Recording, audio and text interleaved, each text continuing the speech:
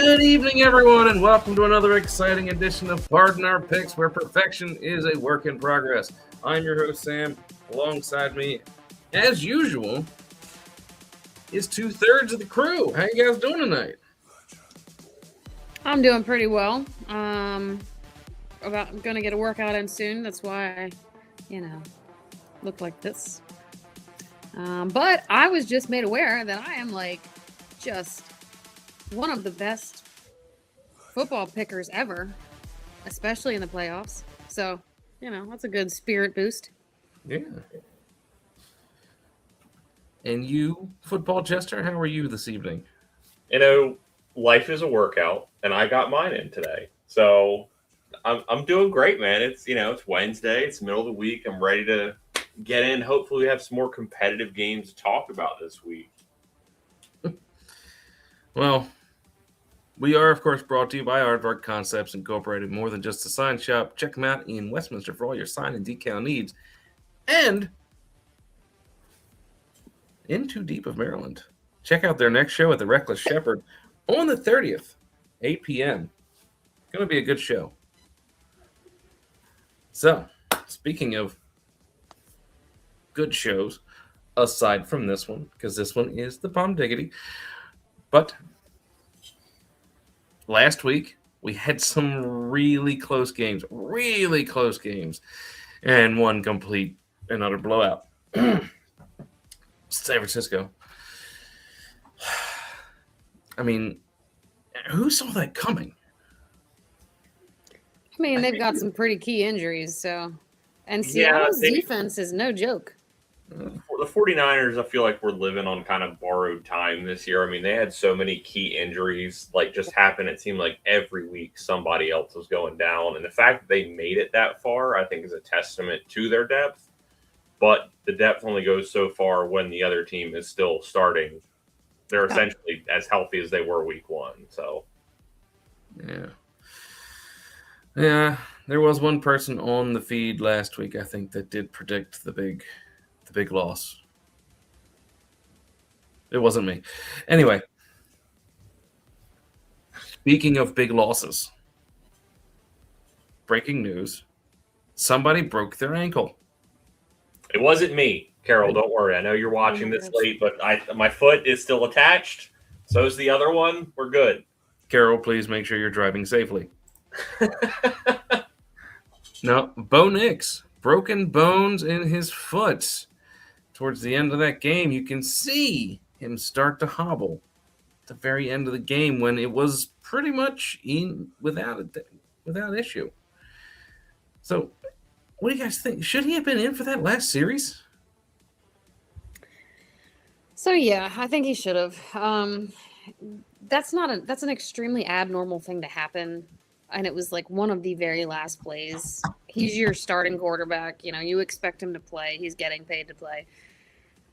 The chances of that happening are super slim, and there are some conspiracy theories rolling around about, maybe it didn't actually happen. People are trying to dissect some of the film and whatever, but I don't think there's any reason why he shouldn't have been in there. Yeah, I agree. I mean, the spot where the injury happened, if you're to believe, they were not really in field goal range. Sure, it was a 56-yard field goal, but that's anything but a chip shot. That's still a long kick to make. So I don't think there's any problem with him being out there for that series. I do have a problem with that play call, though, because they ran it a few times earlier in the game for big yards. So, and this was in the first half they did. So Buffalo saw that. They realized, if they start doing this and line up that way, we know how to counter this. And that's kind of a problem. And, Denver was kind of, they threw the ball up and, this is what dreams are made of. And they were able to, make it a chip shot. But unfortunately, Bo had already broke his foot at that point. But it's really that one play call where they tried to do this, QB or end around to himself where he has the option to either run through or throw up the ball. I think that was a problem for the play call. But, I mean, like Jeff said, he's your starting quarterback. He should be out there on every drive. Yeah. Now, I do wonder, of course. Um, I mean, he finished out the game. He looked like he was in a little bit of pain, but he finished the game. Do you think maybe, and I hate to say this, should he play through the injury? I mean, he can't now. He just got surgery. This So is that's true. off the table. Now As our it is. resident foot injury specialist here, some of them you can, but a broken bone, especially with a quarterback whose talent is the concrete in his mobility. He's not a Lamar Jackson. He's not a Josh Allen. He moves the pocket with himself, and if he's not able to move around like that, I can totally understand why they are not saying like, "Hey, is there any way that we can postpone this surgery?" Because his talent starts with that. But I do see, we've all done things before. Adrenaline is a hell of a drug, and he probably didn't realize how bad it was until he was on the sidelines when they're waiting for the field goal try, and that adrenaline dump happens. Like, oh, it hurts to stand on this foot. And as someone who dealt with that for a good period of their life, something's wrong when it's your foot.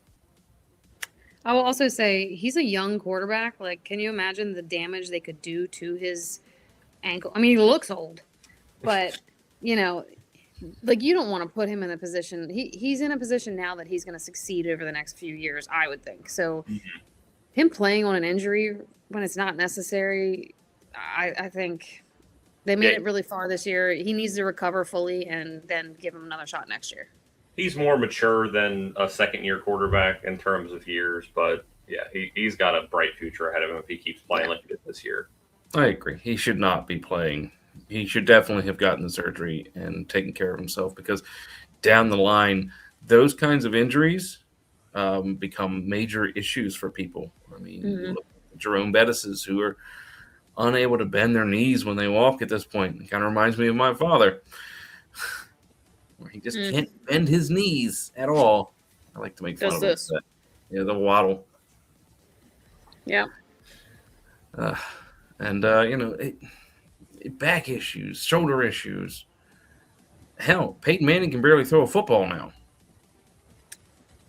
But man, does that dude have a forehead as I sit here and my forehead's shining. Yeah. I don't think he can really turn his neck. He's like Batman from the first Batman movie. But yes, these are all things that absolutely affect these people later on in life. They put their bodies on the line and they take a heck of a beating. And yeah, they get paid a lot for our entertainment, but it comes at a cost. Speaking of coming at a cost, let's take a look at the standings. You guys always put yourself through this every week. I have to. It's my job. It's in the contract, Jess. I don't know if you read the fine print. We're legally required to show up every week. That's right. I am legally required to throw praises upon Jessica's name. All hail the mighty Jessica and her. You're not worthy. Look, not only did I not hit 100 losses, I was 7 below it. Yeah. The worst you could be is 4 below it at the end of the season now. That's the worst. If you got all the rest of the games wrong, 3 more wrong, you'd be 4 under 5. You'd be 4 under 100 losses. I think I found my call. I feel like we'd be remiss by not just like touching on the Chicago game and how fun that game was. Oh, yeah. I was on the edge of my seat watching that. And when I saw Caleb Williams throw that interception, which wasn't really a bad interception. I mean, the cornerback made an incredible diving catch on that ball. Yeah. I felt so bad for him because he played so well in that game. And that, unfortunately, that game came down to, his mistake, even though I think that was less his mistake than the cornerback making an incredible play on that ball. Yeah. But, man, that was such a fun game to watch. I mean, just the throw to get them into overtime was absolutely Chicago magic right there. That was a Hail Mary that was answered. Like, there's no other way. Like, he was on his back foot, threw that ball up, and it felt like it was up there for like 10 seconds. And it came down, the only person around is a Bears player. Like, that was. I'm not gonna lie. I'm waiting to see another angle because you don't. All the videos I've seen of that play, the end of that play where he catches the ball in the end zone, there is another defender who was defending that guy, but you don't get to see the video of what he's doing the entire time he's got the ball, because early in the video you can see him right on him, and then they show the throw, and they show him like 5 yards off of each other. I don't know what happened. I couldn't see it. There was no video of it. But I don't know if it was an offensive pass interference that was missed. I don't know if it was just a blown coverage. The guy just ran forward for some reason. Was this the week before last? No, last week. The Bears-Rams game, yeah. Bears-Rams. Oh, okay. Yeah. Okay. I don't recall. Because there was a similar kind of not Hail Mary, but there was the similar, like, the pass at the end of the game, right, that tied it up the week before. I think tied it up. It was similar where there was two defenders on whoever he threw it to. I don't remember. And the guy, one of them was actually like tight coverage and then came off of him, but there was a camera angle that showed, and that was one of the scramble plays that took forever, that he just lofted it into the end zone. But that guy ended up coming off of him, and there was footage of that. So that, because I was immediately like, no way, it's OPI. It's got to be OPI. But I don't think I remember the one from this week. I mean, speaking of controversial calls, the Bills Denver game, wasn't it a catch? Wasn't it an interception? What do you guys think? I think it was an interception. The words make it an interception, but it felt like a catch. I mean, the video makes it an interception. The act made it an interception because. And the difference, I hated that people were really comparing that one and the play from the other game, because in the other game it's, catch, possess, and like tighten up, and then it fumbles out, right? In the Bills game, he doesn't even like tighten that grip on it at all, and it just immediately goes into the other guy's hand. Like, it's who then firmly has possession. So it's just. He did not maintain that possession throughout that catch. And they call that all the time on the sidelines when someone goes out of bounds in the end zone. If they're not maintaining that catch and there's no football move like there was in the other game, since it didn't touch the ground, it was an interception. But, everybody feels bad for Buffalo. Right, Sam? It just felt like a catch. I mean, both of them felt like catches. They both, and I, as a Dallas fan, I'm kind of jaded because of that Des Bryant play. Can't believe they call that not a catch. Yeah, I mean, I see both sides of it because, like, I've seen the angle that is ahead of the play where Brandon Cooks, he has it, and there is, like, a split-second frame where it's like he has it in his arm and his knee is down and the defender is touching him. So, but it's like you don't get the full picture in that because he doesn't have control of the ball. And control is one of the 3 steps of completing a catch. So if the ball is moving, whether he is trying to secure it or not, you can't determine intent in video. So it's not considered a catch until he has secured the catch, and he doesn't do that through the ground and through the defender. Hey! It's a 24-hour miracle. But yeah, I think it was an interception, and I think Buffalo fans just like to have something to cry about, and seeing Josh Allen cry at the podium was the best thing that happened last weekend. I came in at the best part of this conversation. That's what I'm talking about, Brady. You missed the worst. Yeah, Jess just shellacked us again. It's fine. Look at this. 4-0. Terrible. Just terrible. I'm barely 500 in the playoffs. Tarek, however, is doing really good. Yeah. Out of the rest of us, also rans. I'm right there. Don't. I'm holding the middle of the pack. You need a strong middle to hold up. You like could catch him. If he got the rest of his games wrong, you would catch him in overall, but he'd have to get the rest of them wrong. Hey, you never know. Don't count me out. With my picks this week, that might just happen when we go over that. So, Tarek, the question, the big news, Bo Nix out for the rest of the season, all 2 games. I asked if he should have continued to play, if he should continue to play on that injury. Oh, with a broken ankle? Yeah. As someone who tried to play football and quarterback with a strained Achilles, no. I thought you were going a different place with the question there. I thought you were going to say, should he have stayed out that last play that he shouldn't have gone in for that snapped his ankle? Because I didn't even know what happened until like a half hour later. So he didn't need to be on the play that he got hurt on. So that's where I thought you were going with that. Should he play with a broken ankle?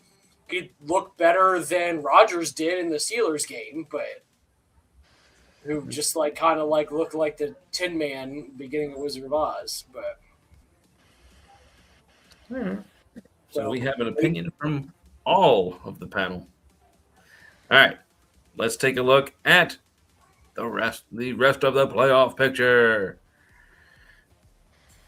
Verified, this is correct. There are no issues. Checking. Yes. Although there's no belt where Seattle is beating the crap out of San Francisco here.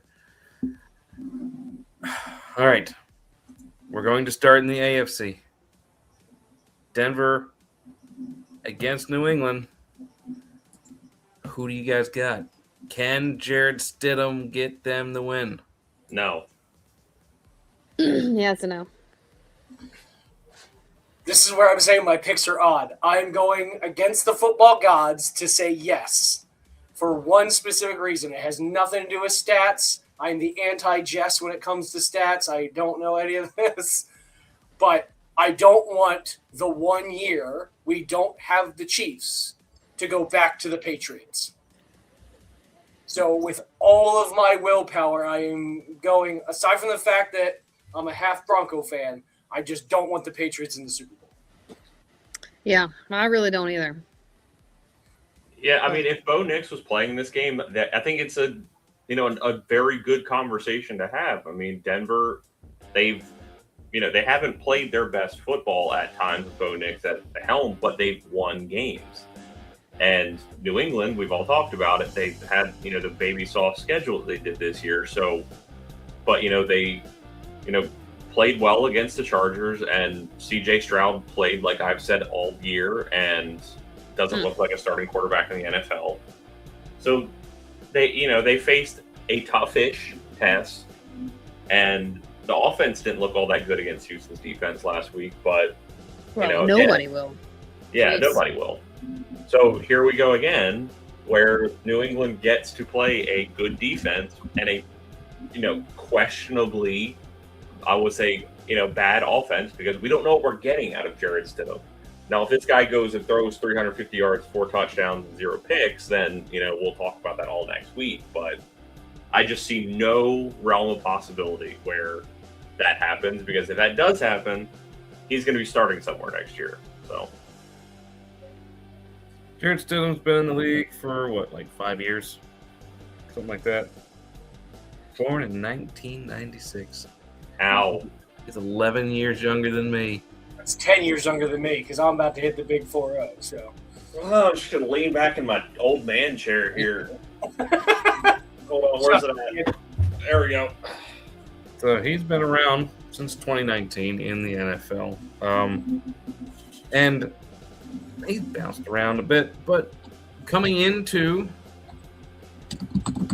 the college football, he was the number 1 rated dual threat quarterback, but that's coming into college.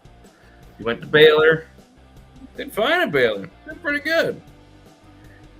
Clearly not the best quarterback on this team. Best quarterback is injured. I'm picking Denver in the upset. Simply 1, defense. 2, New England has an issue with backup quarterbacks. I hope to God it's Denver. Me too. But I don't know how long he's been with Denver. I don't know, what he looks like now. And if he's okay, so he should know the offense well enough, and it should be like when the Ravens back up, Huntley steps in for Lamar, where it's not quite him, but they should be able to easy enough game plan around him. And if he was mobile enough, like Bo Nix was, then maybe it's not going to be so bad. And I hope that Denver wins. Yeah.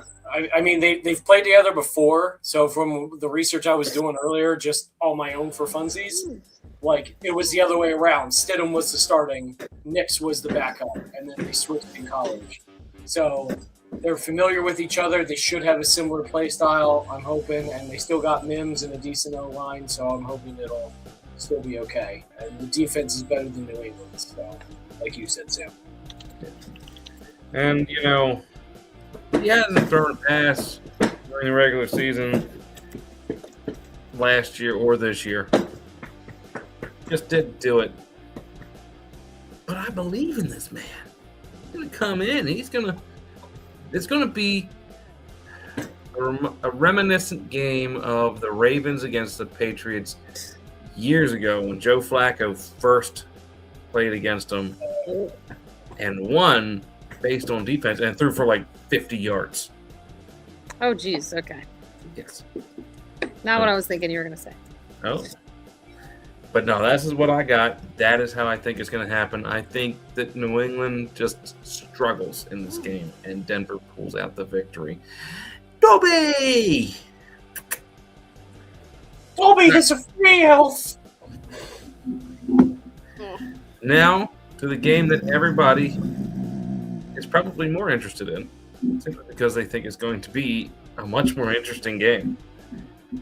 Seattle going against the Rams. Split the season series between the two. Who's coming out of the NFC? I'm going with Seattle. I think I'm going with Seattle also. I'm kind of 50-50 here. I do think it's actually a good matchup. And Seattle's defense is definitely going to give the Rams a difficult time. But I do worry about about Seattle's offense against the Rams, because Seattle's offense can look great, or they can. Oh my gosh, you must be like a Bills fan. So Seattle's offense can be great, or they can be real shaky, and I don't know which one I'm going to get. Stop it. I'm going with Seattle on this one. I think it's going to be a lot closer because Seattle did lose Zach Charbonnet for the rest of this season and probably next season to a torn ACL, which is very unfortunate because he has been their essentially scoring back. And we saw last week that Seattle's offense, now granted the 49ers defense is the fourth and fifth string players that, nobody wanted this year because they most players on IR this year, I think. But I think this is going to be a really good game because, everyone talks about LA's offense and how good, Puka Nacua and Devontae Adams are, but their defense really has a bunch of, really good players on it, like Poona Ford. I think he's a really solid defensive lineman. And I think that's going to be what really kind of sets the edge here for them is because we all know Seattle's defense is really good. It's whether Los Angeles' defense can contain Seattle's offense. I don't really see that happening, so I see this being one of those high-scoring games, and I'm hoping we get another exciting game this week, and this is the one. Because the other one, honestly, I don't think there's going to be much of a fight. I think the game's going to be over by the third quarter. But I'm going with Seattle in this one. I think it's going to be tight. I think it's like 38-35 last-second field goal. That's going to send Seattle to the Super Bowl. Zach Charbonnet loss is huge. And for a backup running back, you wouldn't necessarily think that, but for them, it is absolutely huge. Walker's good. But he doesn't get a lot of goal line. He does not get a lot of goal line runs at all. The Rams coming off of that heart-wrenching win where they had it, and then Chicago made that incredible comeback, and they got exhausted after that game. Especially since they actually played quite a bit of overtime. I got Seattle winning this. I think it's going to come down to a field goal. I do. I think it's going to be high 20s, low 30s for each team. But it's going to be an exciting game. I don't know who Ghost Hawk is. I have no idea. What do you say now? Viewer. That person hates the refs, and I, as an NFL fan, if he's new to that, then he's not a Ravens fan. He's not a local. No, if he hasn't gotten used to it by now, then he's not a Ravens fan. So he's a Bills fan.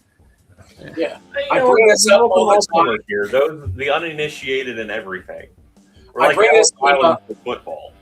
I bring this game up all the time, and it's the biggest one I remember because it's the biggest example of this from it's more than 15 years ago. It was a playoff game. I think it was Ravens Steelers, and they're sitting there and they called the play dead at the line, and they said prior to the snap, Ravens holding, and the whole crowd just kind of went, "You heard what?" Because they just called it, you can't hold prior to the snap. It's not possible. But that was the call they went with. And then when I watched the rest the next day, they were like, yeah, why wouldn't it be? Completely defended it. I'm like, yeah, rest of the third team on the field. yeah, there's issues absolutely everywhere. But I got to say, the refs are less of an issue when you're blowing a team out like Seattle did last week. Do your job. Don't have 4 turnovers if you don't want the refs to influence the outcome of your game. Yeah. If it has to come down to a catch or not, then your team didn't do its job.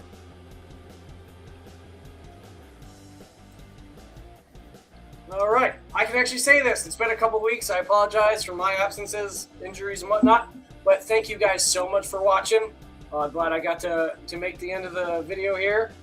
Please click like, click subscribe so you know when our videos are. I think we only got one more after this.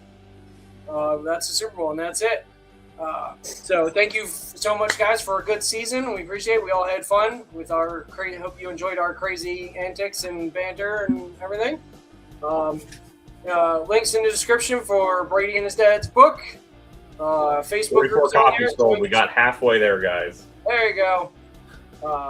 Facebook group, join the chatter, create some discussion. We appreciate it. Leave comments down below. Just tell us what you think, who you think's going to win, who you think's going to the Super Bowl. I think that's it. Anything anybody else want to add for segment last week? We're gonna have one more. We're gonna pick who wins the Pro Bowl challenges. What? I'm kidding. We're not doing that crap. Okay, good. I was about to say, does anybody actually watch the Pro Bowl? Thanks, Ghost Talk. Yeah, Right. and love to you too. The Yeah. biggest lie on the planet. So next week, I'm Tarek. I'm Jessica. I'm the football jester. And I'm Sam. And you have a great championship week. I